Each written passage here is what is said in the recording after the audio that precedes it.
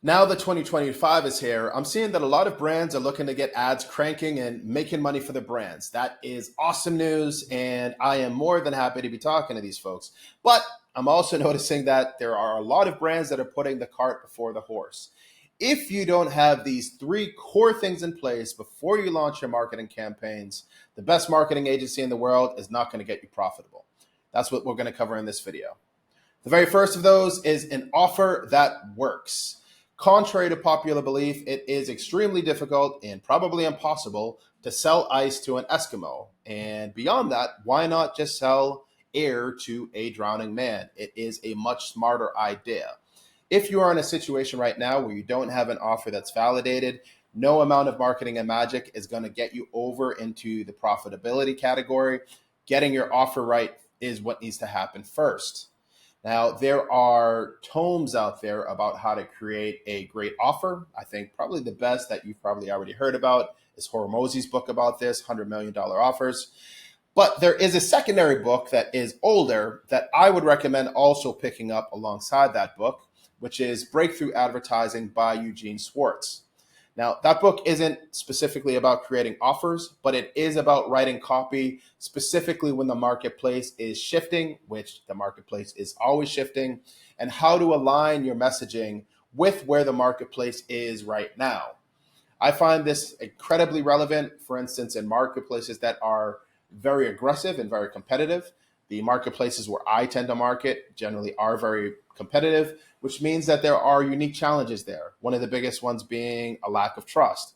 If there are a lot of advertisers all going after the same eyeballs, all yelling, trying to out yell the next guy, the thing that happens is the marketplace loses trust, and you need an intelligent way of getting around that. Breakthrough advertising addresses that, and you will see direct parallels on how you can use those ideas to improve your own offer. But the offer is just one of the foundational things you need to get in place before looking at marketing campaigns. Second of those is lifetime value, your customer lifetime value. There are a lot of e-commerce product players out there, entrepreneurs, that I find struggle with this more so than service-based or coaching-based businesses. A lot of them will be used to running their offers with the help of platforms like Amazon, where you can sell a very low ticket offer. And because Amazon has a phenomenal marketplace baked into it, you can make very good money.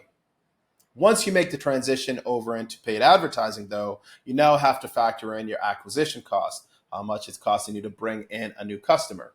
Unless you have enough margin there, unless you have enough meat on the bones, you're not going to get profitable. The math is just not going to work to your benefit. So this has to be something that you figure out in the very beginning. You need to know your metrics, and you need to know whether or not you're going to have space to be able to sustain the acquisition costs and still remain profitable while you scale. If that's not the case, it's better not to market and continue to rely on organic traffic sources.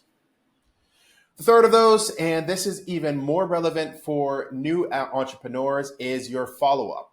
If you are not following up with your leads, you are leaving money on the table. And if you're leaving money on the table, it means you're going to get outcompeted by the entrepreneurs and marketers that are doing follow-up. There are two different dimensions to follow-up. One of those is the speed to follow-up, and the second one is the consistency or the cadence of that follow-up.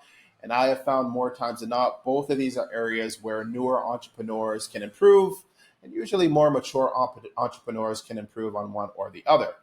Speed of follow-up is how quickly you respond to a incoming lead that's showing interest in your product or service.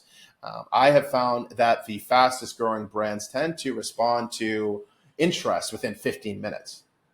Now, the slower or the longer it takes you to respond to interest usually means that you're going to be losing out on sales, which means it will impact your return on ad spend. Then you have the cadence or the consistency of your follow-up. And this is something that is going to be industry dependent. There are great resources out there about structuring your follow-up sequencing. As a nice little starter book, Ryan Deiss's book about this I found to be pretty good and very basic, but will get you a good foundation. I believe it was called The Invisible Seller Machine or something along those lines. As another side note here, I have noticed as a bit of a pattern that the fastest growing brands tend to do follow up with multiple modal.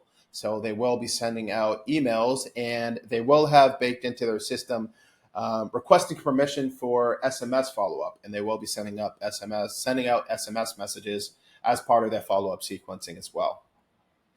So these are the three core things you need to have in place before you even think about launching your marketing campaigns. If you don't have these in place, it's going to be very, very difficult to get and stay profitable. And you should be doing this before you start talking to any marketing agency and before you kick off 2025 with any paid acquisition goals in mind. So I hope you found this video helpful. If you did, go ahead and hit the like button. If you had any questions about anything in the content, drop them in the comment section below, and I'll see you in the next one.